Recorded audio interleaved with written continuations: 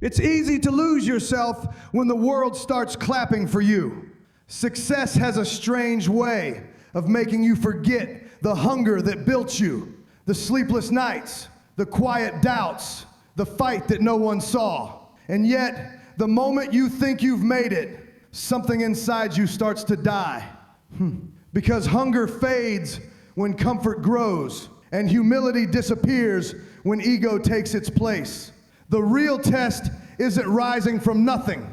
It's staying grounded when everything around you screams that you've already arrived.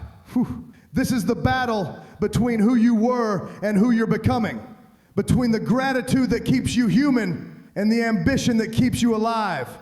Stay humble, stay hungry, because the moment you stop fighting for more, life will remind you that nothing you have was ever promised. Lesson 1 begins here, the thin line between pride and purpose. Pride is quiet at first. It doesn't come in shouting or wearing a crown. It comes in softly, disguised as confidence, disguised as self-respect, disguised as the voice that says, "You've done enough." It's seductive. It tells you you've earned the right to slow down, to take it easy, to stop chasing the fire that once kept you alive. But that's how it begins, the slow fade between purpose and pride. The moment you start believing you're above the grind, you stop hearing the whisper that once guided you, the whisper of hunger, the whisper of growth, the whisper that said, "You're not done yet." Let me tell you something real. Pride doesn't ruin you all at once. It corrupts you in small, invisible doses. The first time you think you're too good to learn, the first time you choose comfort over challenge, the first time you look at someone struggling and forget that you were once them. That's the danger of pride. It blinds you to the very path that built you. I once knew a man who climbed fast. He was relentless, first in, last out, every day. But as success came, something changed. He stopped listening, stopped learning. The humility that once made him powerful turned into arrogance. He began believing his way was the way. And one day when things fell apart, he couldn't see it coming because pride had convinced him that he was untouchable. That's what pride does. It closes your eyes to reality. It makes you deaf to feedback, numb to failure, and blind to gratitude. And when you stop being grateful, you stop growing. Purpose, though, purpose is different. Purpose is grounded. It reminds you why you started. It doesn't care about applause or recognition. It doesn't care how many people are watching. Purpose keeps you honest when pride tries to make you comfortable. There's a reason humility is the foundation of greatness. Because humility doesn't mean you think less of yourself. It means you remember that you're still learning. You're still human. You're still one wrong move away from losing everything if you stop respecting the climb. Think about it. The most dangerous moment in your journey isn't when you're struggling at the bottom. It's when you start rising and think you figured it all out. That's when pride shows up, whispering lies that feel like truth. And the only thing that keeps you safe is remembering your purpose. Your purpose will never flatter you. It doesn't need to. It doesn't stroke your ego. It challenges you. It humbles you. It reminds you that there's always more to learn, always more to give, always another level of you waiting to be uncovered. So stay close to that voice, the humble one, the grounded one, the one that says you're grateful, but you're not done. Because the moment you let pride drive, you stop moving. But when purpose leads, you can fall, rise, fail, rebuild, and still keep going. Pride wants you to think you've arrived. Purpose reminds you there's still more to become. Here's lesson 2, remembering where you came from. The higher you climb, the quieter it gets. The air changes. The faces around you change. And slowly, without meaning to, you start to forget the noise that built you, the struggle, the grind, the hunger that once lived in your chest like fire. It's not arrogance, it's distance. The farther you rise, the easier it is to forget how heavy the climb used to feel. But you can't afford to forget, because the person you were back then, the one who fought, who struggled, who dreamed when no one believed.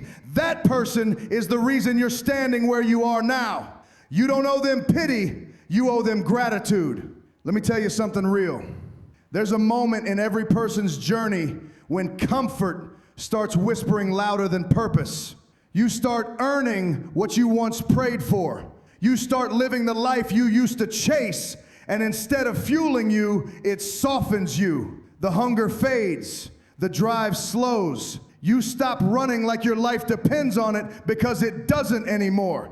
But that's when you're in danger, because the minute you stop remembering where you came from, you start losing what made you strong.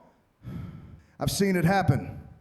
People who once had nothing, fighters, dreamers, warriors, get everything they wanted and somehow become smaller, softer. They forget the taste of struggle, the lessons the pain taught them. They build a life so comfortable that they no longer recognize the person who built it. Let me tell you a story. There was a man who grew up poor, barely scraping by. He promised himself he'd never feel that kind of hunger again, and through years of blood, sweat, and sacrifice, he made it. But as success grew, so did his distance from the truth.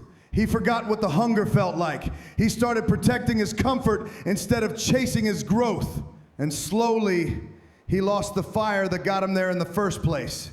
Not because life took it, but because he stopped looking back long enough to remember what it cost. That's what gratitude is. It's not a soft feeling. It's not nostalgia. It's fuel. It's the reminder of who you used to be, what you overcame, and how easily it could all be taken away if you forget. Gratitude keeps your ambition honest. It keeps your success grounded. It reminds you that you're not better than anyone, you're just further along. You see, when you remember where you came from, you carry your roots with you. You carry the lessons, the scars, the humility. You never outgrow them. Because the second you start thinking you're above your past, you lose the strength it gave you. So look back, not to stay there, but to remember. Remember the people who believed in you when no one else did.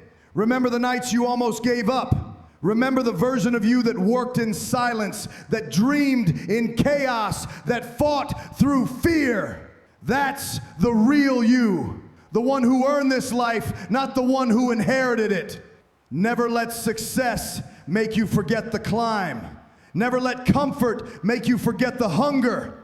Because remembering where you came from isn't about living in the past. It's about never losing the fire that got you here. Here comes the last lesson.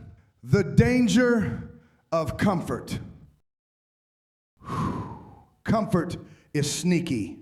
It doesn't come with alarms or warnings. It comes softly, dressed in peace, disguised as success. You tell yourself you've earned this, that you deserve to rest, to slow down, to enjoy the fruits of your work. And you do. But here's the trap. Comfort doesn't ask you to stop forever. It just asks you to stop for now. And for now becomes forever before you even notice. You start waking up later.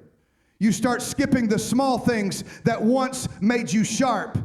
You stop chasing what once kept you alive. And slowly, without realizing it, you begin to fade. Not because you failed, but because you stopped stretching. Comfort doesn't destroy you with chaos. It destroys you with quiet. Let me tell you a story. There was a man who built his dream from nothing.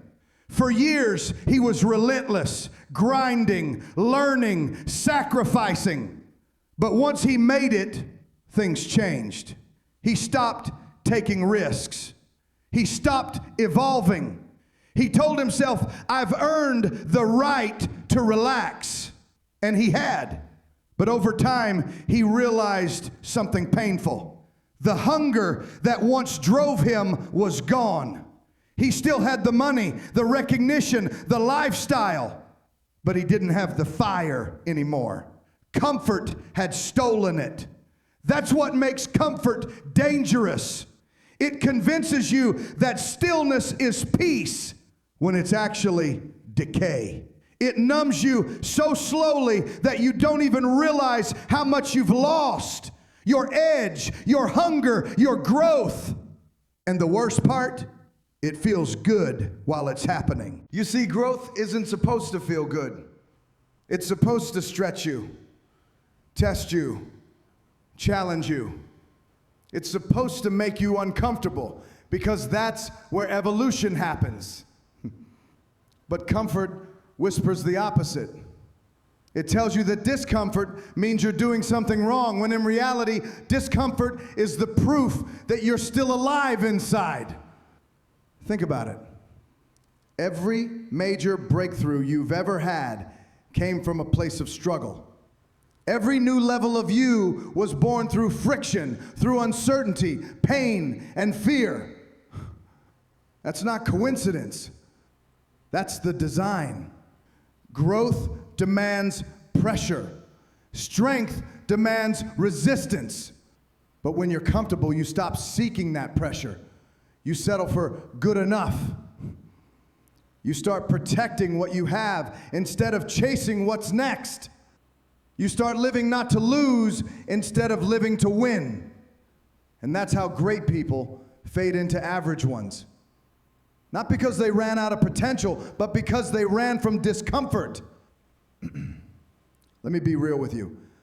Comfort doesn't care about your dreams. It doesn't care how hard you work to get here. It only cares about keeping you here, stuck, still, safe. It's a beautiful prison, decorated with everything you once wanted, built on everything you're afraid to lose. But if you want to stay hungry, if you want to keep evolving, you have to make a brutal choice: progress or peace of mind. Because growth doesn't come with calm. It comes with fire. It comes with doubt. It comes with the feeling of being stretched beyond what you think you can handle. And that's exactly where you need to be. So when life feels too easy, don't celebrate it, question it. Ask yourself when you stopped fighting, when you stopped stretching, when you started confusing comfort for success. Because the moment you choose comfort over challenge, your decline has already begun. Comfort feels like safety, but safety can be the slowest kind of death. You weren't built to stay still. You were built to climb, to stretch, to grow again and again, even when it hurts, especially when it hurts.